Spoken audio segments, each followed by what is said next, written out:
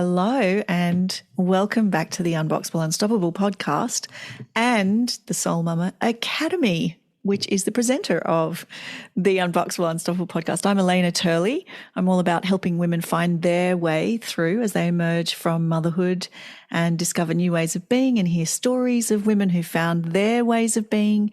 And I'm really excited today to have a dear friend and also training partner here with me, Mel Thomas of the Kyup Project.com.au, Kyup Project, Kyup.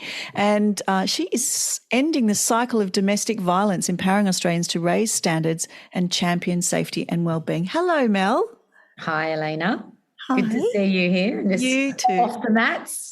So nice. So Mel and I actually, not only do we train together, but we partner in presenting a women's class in Hapkido, the martial arts that we train together.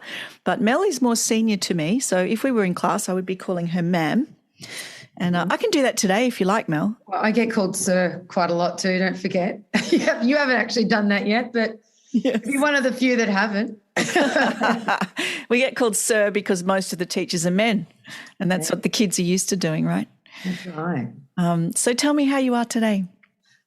I'm good. I'm missing training. I've been talking with some of our training partners and looking forward to the grading for your listeners. You'll be going for your black belt this year. Next year. Yeah, super exciting. And there's talk of me going for my third Dan. Oh, already? Which would be already. It's been 4 years. 4 years. Has it? Yeah. No, since your second, no. Yeah, 4 years. 4 years. And I just feel like everything in life, when it's on such a long journey, you have to have something to train towards. So whether or not I actually am able to do the grading, I'm setting myself up for the opportunity. And I think, like any sort of long-term goal, you have to break it down. And yes, so that's something to think about, look forward to. That's funny that you said whether or not I'm able. So this thing keeps coming up in my mind lately, which is play all out, expect nothing.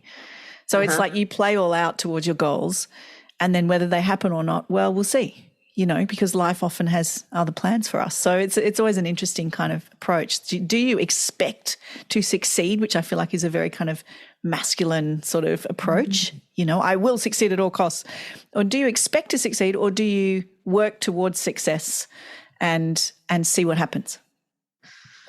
I think it's a little bit of a combination of both. Like for me it is. I think I have to draw a line in the sand because there's so many different things that, like the plot twist, life takes over, as you say. And so you've got to kind of be non-negotiable on certain aspects of the goal. But then, for me, I'm going, okay, well, I'm going to train towards it. If I'm not ready, then I'm not ready. Then you'll see. You'll respond to that at the time, which I think is much healthier than let's just do this thing and travel the week, hurdle the dead. Isn't that the most disgusting expression? I think. Say it again. Travel the week and hurdle the dead. Oh my goodness, I've never heard that. What does it mean? Yeah.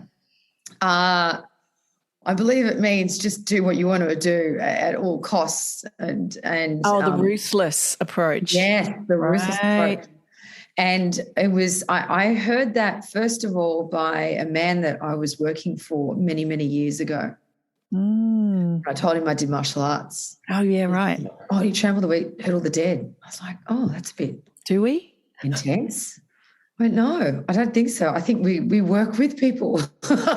Well, actually, one of our fundamental principles is harmony. Exactly. So, yeah, interesting. But I think, martial artists generally have a reputation for being different to what we are, I would say. Yes. What do you think? How are we different to the standard? Well, first of all, what is the standard, perceived martial artist all about, do you think?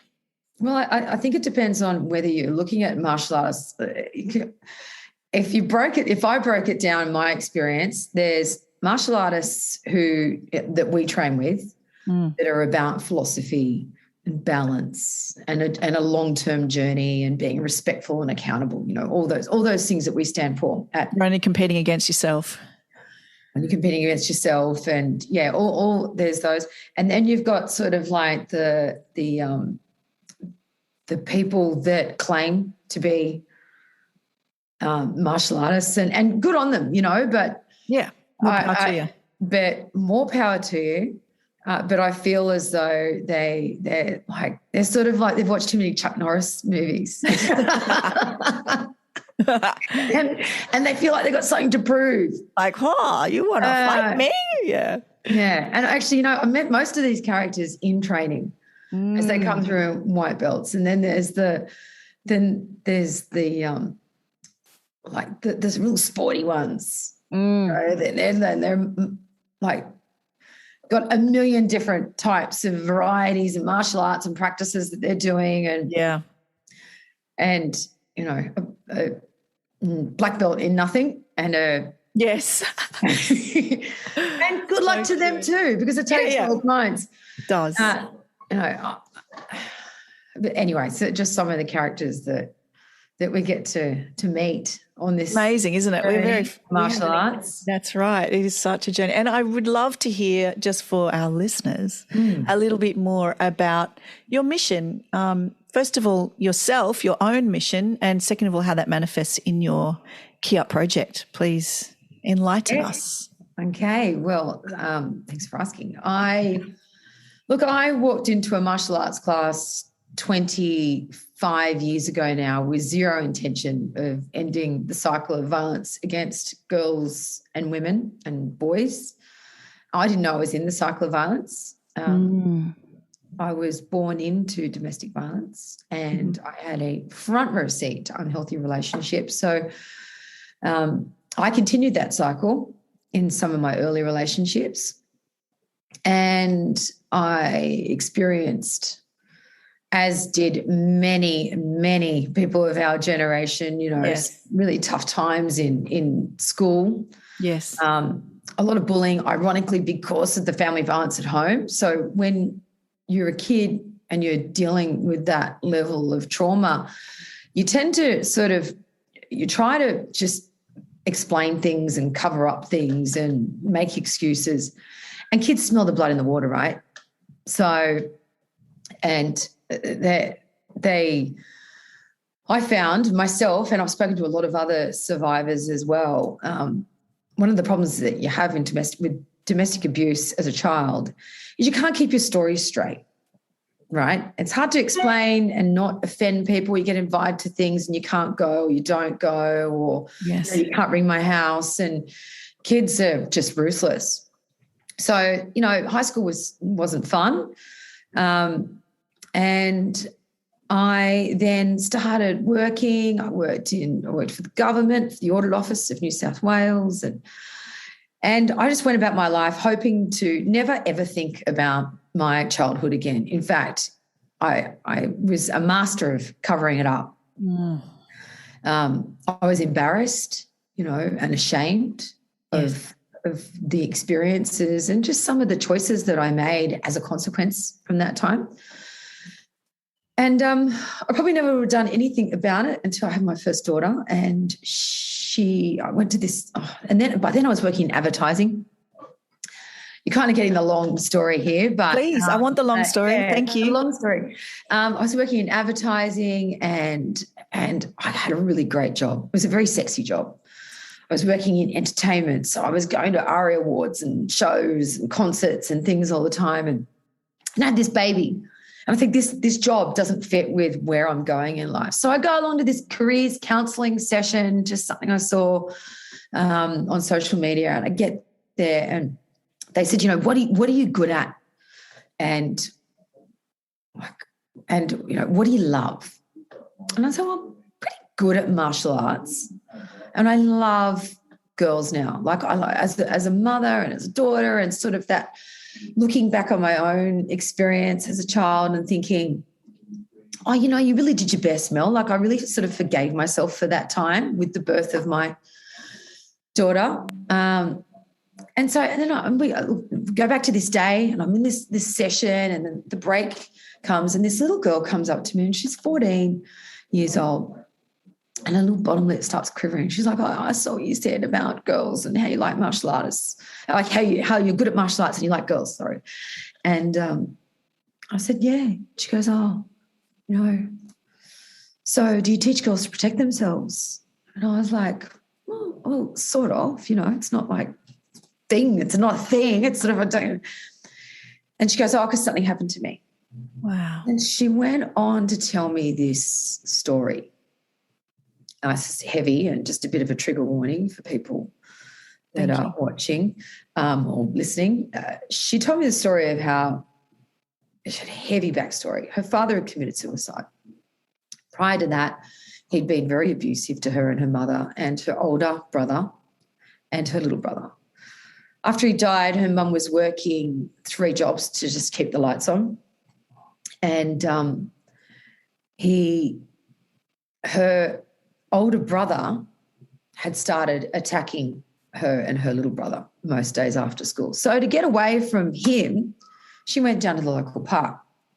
And this one day, she's in the eastern suburbs, she was sitting there with her brother, and a group of boys came up to her and they circled around her. And she said, "Oh, Mel, in that moment, I felt like I didn't know what to do. I felt afraid, but they were sort of being nice to me, and, I didn't want to sort of overreact or anything." So, and her words were, I didn't want to look stupid. I didn't want to look like I was on myself. So she goes, "I just sort of sat there." Yeah. And then the situation escalated and it got worse. And the boys started making comments about the way she looked. And then they sort of started poking fun at her little brother, and he starts crying. She said, "I got up to go, and one of the guys grabs me and pulls me onto his lap. Oh. They passed her around, they assaulted her. She tells me this story, and I'm like, at this stage now, I'm starting to go. Just powerful story. I'm starting to, get really emotional. And then she just finished me off, and she goes, "So, when you said you like girls and martial arts, I want to know, what did I do wrong?" Oh, goodness me. Yeah. And then I thought, far out. I think I've been asking myself that same question for like 20-something years. So many of us do. And she said, "Oh, can you come and speak to my friends?" And I went, "Okay, all right." So I went down and I spoke to her friends, and I just listened to what they had to say and what they were up against. As somebody who'd been a victim of a group assault, especially, someone who, I've buried it, right? I just buried all these personal experiences. I don't want to unpack this. That's what we do with trauma. It's natural. And then they've got all these kids, and they're just, they're BS radars. They just like opened up to me. And nothing much had changed. Yes. From when I had all these experiences as a younger woman. Intimate partner violence is still the leading cause of preventable death for girls aged 15 to women aged 44. Goodness me. 40% of girls have experienced violence since the age of 15. And, since that day, I think I've worked with more than 10,000 kids all across the country. And I often ask them, hands up, if you've ever had anybody say anything to you or reach out to you or yell out a comment that you didn't ask for about the way you look, your body, and it's made you feel uncomfortable. I've never seen a hand down. Not once, including the boys. So Kyup means to shout. It's a Korean word that we use in martial arts, and it means the spirit of self-defense. That's my interpretation of it anyway, for our Korean viewers or listeners. I like that other people have different interpretations of it, but it's like giving kids a voice to speak up for themselves and to speak up for each other. And I based it on my martial arts journey, which is about paying forward what I've learned to stand up for myself, to stand up for others. And I got a scholarship in 2013 with Elaine Beachley, and she's been a mentor to me. over the years, and we're now talking to the federal government about being part of the national plan to break the cycle of domestic violence. And I think it's really good to see. It's a time. Look, it really is the time, don't you think, Alena? Yeah, 100%. For schools to sort of up the ante and have like a language and a conversation that's we're all singing off the same hymn sheet. Is that what you say? Hymn sheet? Maybe, yeah. I'm not religious, so I'm not offending religious people out there, but so that we're all singing off the same play sheet. Yeah, I think there's so much to unpack from what you've said. I could talk to you all day about this stuff. I have my own experiences of carrying shame and trauma into my life and then experiencing violence, and very different to yours. They're always different stories, aren't they? But that story that you just relayed, so powerful. And I was really interested by something you said, which I didn't really understand. I'd love to understand better, is something you said about when you had your daughter, you forgave so much, something about that. And I wasn't quite sure what you were referring to. Can you talk to me a little bit more about that? Sure. So at some point, I just felt that, and I think having my daughter was a catalyst moment. And I remember looking down at her, and I'll tell you a quick story. So all my whole life I had this dream that I was drowning, right? And then my mum came up to help with my baby, and I still had this dream. I was drowning. And I said, she's like, "You okay?" And I said, "Oh, look, it's all the breastfeeding's one thing and the broken sleep and all the rest." I said, "But what really gets to me is that I have this same dream that I'm drowning." And it's like, and so matter-of-factly, she said, "Oh, that's because your father threw you in the pool and tried to drown you. And if I hadn't walked outside at that point in time, you probably wouldn't be here today." Oh, my goodness. And I remember looking at, and I thought about it, and I remember looking at my baby going, God, what must have been going on for him? What absolute trauma was happening in his mind that it was okay to do that to me? And I just felt sad. I just felt this deep sadness. I thought, God, I could never hurt my baby. I'm sitting there going, how the hell am I ever going to get this little beautiful baby ever swimming lessons? I don't even want her to get wet. I don't even like her being in the bath too long. Yeah. And so that forgiveness sort of came through that process. And I just went, I've got to just let all that go. Because up until then, I hadn't sort of dealt with it. I just ignored it. I just bulldozed over it. I didn't want it to define me. I didn't want people to know about it. And it was very strange. It's interesting. I think I relate. I know that when you become a parent, you have a different perspective on your parents anyway. Yeah. And it changes us, matrescence and becoming a mother, particularly because you have physiological, mental, spiritual, physical, brain, everything changes. The way we think, and it literally does at a cellular level. And it's a fascinating moment where we do have an opportunity. Sometimes the opportunity can weigh quite heavily, I think, on women. We have this one opportunity, to change. What am I going to do with that? I don't want to waste it. There's that sense. And it's a powerful moment. And it intrigues me. I'm always fascinated with how everybody experiences that in their own way. And did you go on to do any further work personally, self-development wise, on that stuff? Now that you became aware of it, what happened? Look, I read a lot of books. The greatest thing that I did to overcome it was applying to that Lane Beach League. Just sort of going, to overcome it, it was working with the girls to set up Kyup. It was the Lane Beach League. It was some closure with my father as well. I hadn't seen him, and then just before he sort of passed away, he came out of nowhere. I'd already told my children that he was dead. So I had to sort of undo all that, which was, I'm so glad I did, because it really improved my relationship with them. But so there was that moment, and then just time. Yes. Passion. Yes. And I had a mentor once used to say to me, the more you sort of you air these things, the less power they have over you. Don't you think that's true? The power of telling the story over and over and over. And in what you do now, I'm trained. I can tell you've told that story and you know that story. And I just think it's fascinating, the power of telling stories. I'm not scared to say that I was in a 12-step program for a while. And a huge part, not the only part, but a huge part of recovery through addiction is telling your story over and over and over. And the other important part of that is being heard, having your truth be heard and witnessed by others.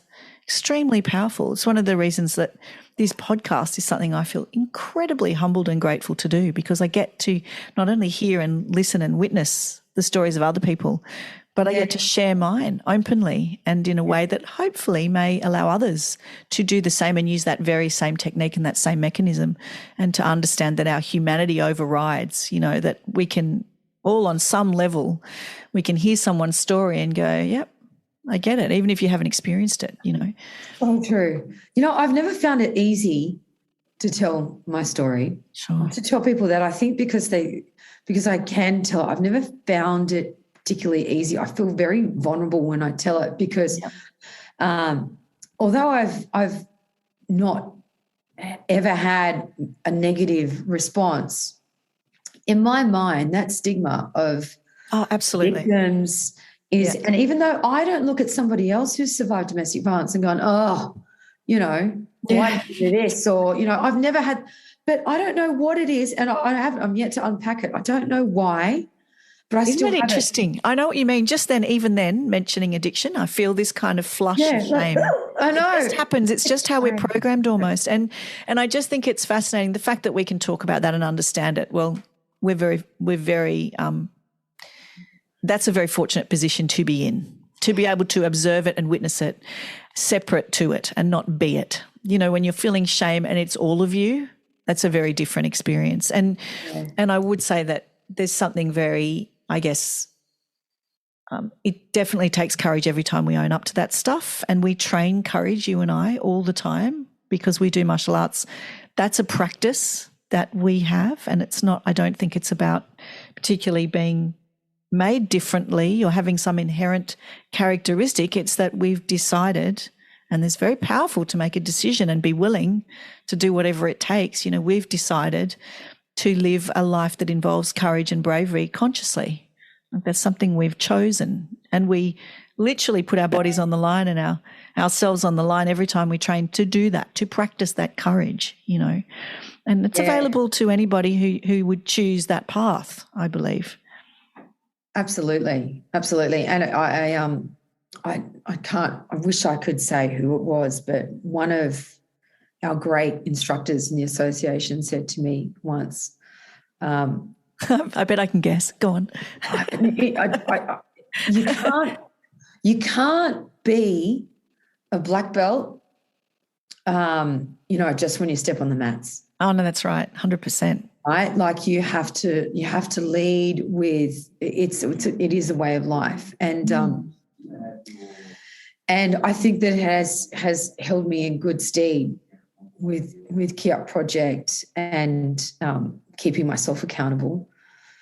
Like everybody else, half the time I could easily sit there and just blob out on Netflix and ice cream, and of course. But I think there's a lot of that commitment that we've learned through martial arts that helps you to sort of stay focused on track. Because like even right now, okay, so with Kyup Project, I would normally we'd be face-to-face in schools, community centres. I didn't get to go to the Kimberley last year, and I have some big regional workshops as well. And so it's been almost like 2 years, COVID. Yeah. And had to rethink, what do we do? How can I still help? How can we still make that impact now? Yes. And not just sit there and give up and watch Netflix. And I think well, that's interesting. So there's two sides to that. One side of it I totally relate to, which is we make a commitment, we stick to it because we've chosen it and we've said we would. And, it holds us accountable. We're part of a community. Being part of a community is a huge part of that. I mean, that's one of the reasons the business that I've created is a community. Soul Mama Academy is a community because I know that that's how we work best. When we're accountable to each other and we support each other, there's an exponential power to that. And it's the same when we train. There's this exponential power that occurs. Even just you and I, if we train together, is different to us training alone, and we do different things. But the other side of that for me anyways is that like I need it. And being in lockdown has really shone a light on that there are certain things that I need to do for myself as a woman, as a person recovering from trauma, for mental health, that training gives me, that I've managed to kind of work out that there's an interaction between the martial art that we do and my own self-care, and without it, it's been really a gaping hole in my ability to kind of moderate my emotions and my physical, how to get exercise and health. And like on the day that I train, I'll always eat well. I'll try and sleep well the night before, that just makes me do things better in general. Yeah. And not having that has been interesting, like trying to work out other ways to do that and adapt to a life without training on the mats and without having that, regular taking time for myself, because it enforces that too. It takes me out of the home, puts me in it, so it's been very interesting. And I think, without going on about martial arts forever, although, we could because we love it. But we all need something. We just all need something that we can use in that way and that uses us, that we serve as well. It's both ways, where we service and we also receive.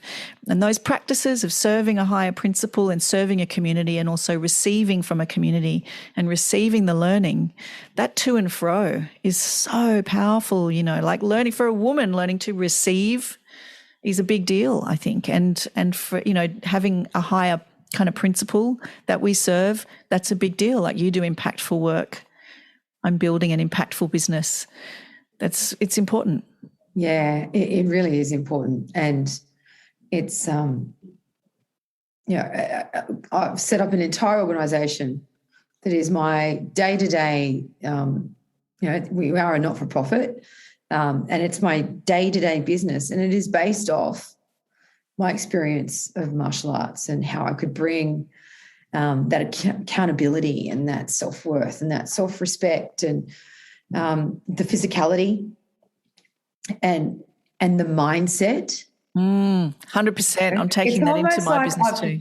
Fully packaged up. I do. I've packaged up 20 years of martial arts training into these workshops and programs.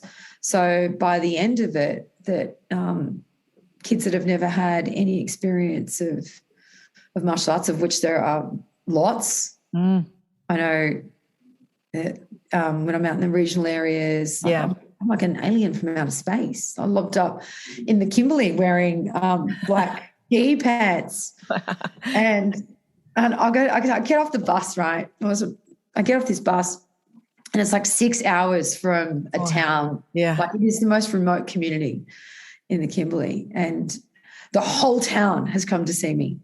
Yeah, there's no one else has been there. Like, what an honour to do that work. My goodness. It really is. And the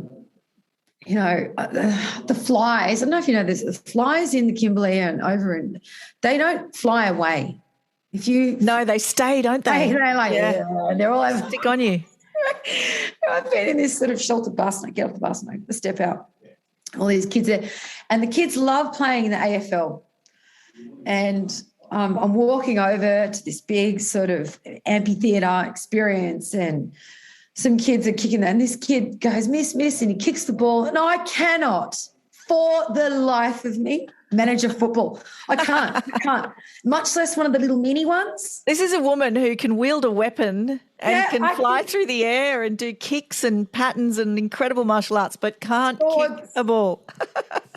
like pool cue type weapons, a little tiny sort of hacky sack AFL ball. Forget it, right? It comes at me. And at the same time, a fly goes in my mouth. And I just fell on my ass, right, with a fly in my mouth in front of like 100 people in this remote community. And the kids laughing and I'm laughing and I'm like going, oh, well, you know, look, there's the big grand entry. That's a good icebreaker. It was amazing. Oh, it was so much fun. I don't even know why I tell that story. Because it's a great story. I think, you know, there's so much to what you're doing, Mel. I mean, we're making light of it, but honestly, the cycle of domestic violence stops here is what it says on your website. I'm looking at it, and I just think that's an incredible and bold goal, which I respect so deeply. And I don't know what we can do to support you, but I would love to know. And you know that I'm a fan of yours and that I help in any way that I can and will always do so. And I'm just really, I admire the simplicity of the way you came to it. You know, you went to a career counsellor because you'd had a baby and you walk out carrying this incredible story and also more in touch with your own story and creating something from that. It's a remarkable thing. Oh, thank you, Alena, and thank you for all the help that you do to support Kyup. And I don't do much. I can't wait to do more. You're a great buddy, and I absolutely adore you.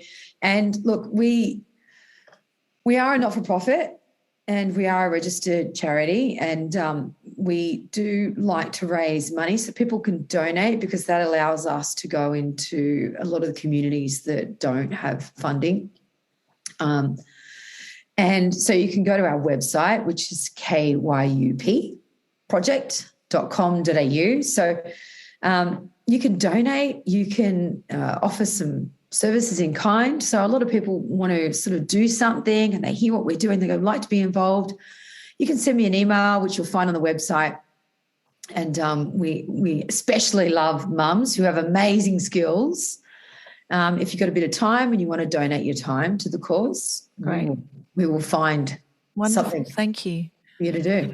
And I wondered if there's people listening to this who do feel some little bells ringing and some little alarms going off for themselves in terms of their own story or stories of people they care about, what would you say to those people if they feel like they're dealing with some issues themselves? If you perceive that people are struggling themselves, what do you say to them? What do you give them? Well, look, if your intuition is telling you something doesn't feel right, it means intuition. Actually, the word intuition comes from the Latin word inter, which means to guard and protect. And your intuition you'll always have your best interest at heart, I should say. One of the great messengers of intuition is suspicion. And suspicion, now you're kind of getting a little bit of workshop here, means it comes from the Latin word suspire, which means to look, to keep looking. So often if you're feeling suspicious and you feel like something's not right, it means you need to keep looking. So there's ways that you can have that conversation at the right time, choose a time that's, like you're not going to ask your friend who's a mum just before the kids finish school. So maybe, organise just to have a cup of tea, or if you can have a phone call. Be prepared to not have any response, but just be prepared for a full disclosure. And just know that your acknowledgement and just the way that you sort of demonstrating your care, you don't need to ask them a bunch of questions. Just say, hey, just say what you've noticed. I've noticed that you don't seem happy, or I've noticed that you've been, a bit stressed out, a bit anxious. So, is there anything, you can always talk to me. If you don't feel like talking now, you can talk another time. I'm here. Alena you and I have these conversations all the time. We do. We're very lucky. And we're very lucky to say that we're here for each other. So just be there. Say that you're there. It doesn't need to be much more complicated than that. If there is disclosure, there are so many good referral support services. Yes. I highly recommend 1-800-RESPECT. And can I say one other thing? Please. that has really come to my attention of late. I spend a lot of time working with kids and young people, but I was, as part of the Women's Safety Summit that was just on recently, I tuned into an elder abuse session, and I was reminded of my mother's story, even though she's elderly now, from there. But I was just reminded of her mother's and my grandmother, I should say, and just there are elder abuse support services out there, and please don't think that we can't ask older women. I think sometimes they're so stoic and we just think they've got it all under control. Yes. They don't. No. So that's really struck home for me, and something I would like to try and do a little bit more around. That's interesting. You know, when I was in my own situation of abuse, I remember, I had a tiny baby, and I remember a dear friend of mine, I'm really tempted to mention her name, but she has her own profile, which I don't know if she would want to be mentioned, but she'll know who she is if she's listening. She was one of those friends that was a very dear and close friend, but she wasn't in my immediate circle, so she was slightly separate from it. And in a way that gave her a position in which she could be objective, and I respected her. And she just said to me, you know, I can see you're not okay. Yeah. She said, you know, you don't have to stay. You don't have to keep doing this. Yeah. You don't have to keep doing it. And it was actually something I've never forgotten. And I'm sure she probably doesn't even remember saying it, but at that moment, she was the only person in my life who was speaking out loud what everybody knew. Yeah. Which was that we were in a very difficult relationship, and I was vulnerable and I was in danger, you know, but nobody says anything. And that's the thing. Everybody kind of often will just skirt around it, especially people who are closer. Maybe it's a normal, you know, it becomes a normal. And certainly in my experience, there was this amazing moment where her just saying it out loud. And if it had been wrong, I could have said, oh, no, don't be silly, it's fine. Yeah. But the fact that she said it, and I was then called to admit to myself, oh, gosh, she can see this. And she said it in a loving way, in a compassionate way, but in an honest way. That just really got me to act. And I was like, I got to get out. I got a baby. I got to get out of this situation. No matter how much I love this person, no matter how much, you know, it's not safe. And that was a really interesting moment for me to realize that she could see that, and she was willing to tell me. That was the ultimate friend love, that she was willing to take that risk and tell me what she saw. I love that. You know, just if anybody is listening, watching, and they're in crisis right now, and they feel, or they know somebody, yes, just to remember that it can take up to 7 times for someone to actually leave the relationship and make that change. Yeah. But it only takes 1 time for someone to say something, for it to land in a way that doesn't leave them feeling just shamed, right? So your friend did a really great thing. Yeah.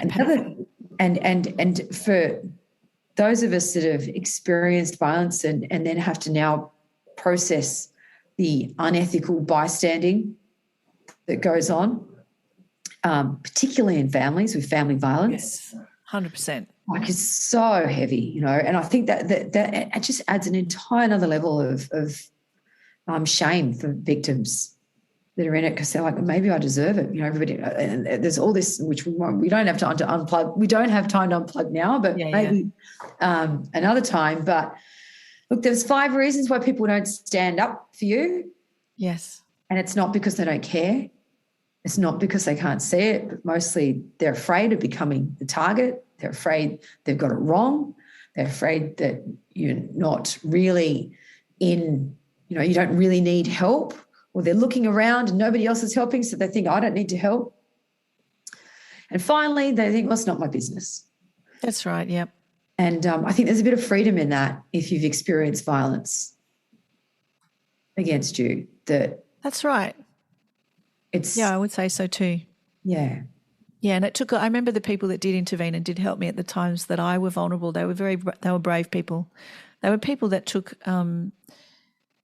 that took time and really took a risk, you know, to advocate for someone who was at that point in time really incapable of making a change, you know, and genuinely so.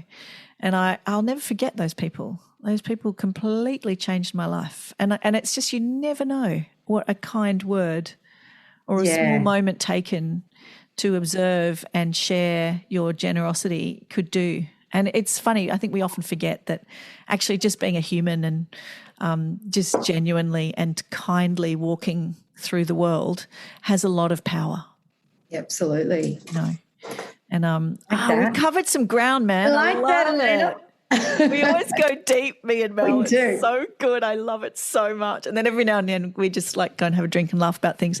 But it's such an honour and a privilege. I'm a bit conscious of time, but it's such an honour and privilege to have you here, Mel Thomas. And I know that there'll be some people looking up your organisation and supporting your organisation as a result, which I'm very excited for. It's a very worthy thing. And I'm so grateful you took this time to talk to us today. Thank you, Alena, and thank you for inviting me into your amazing community and your beautiful world. I love everything that you stand for, and I love us. Go us. Yeah, you're a good lady. You're a good lady. So we'll leave it there, and I will finish the podcast for today. Thank you for joining us. Please share this with anyone who you think might appreciate it or needs to hear these stories, or who is needing some inspiration and to hear some good stories from good ladies. And please rate, review, all those things. Thank you. See you soon.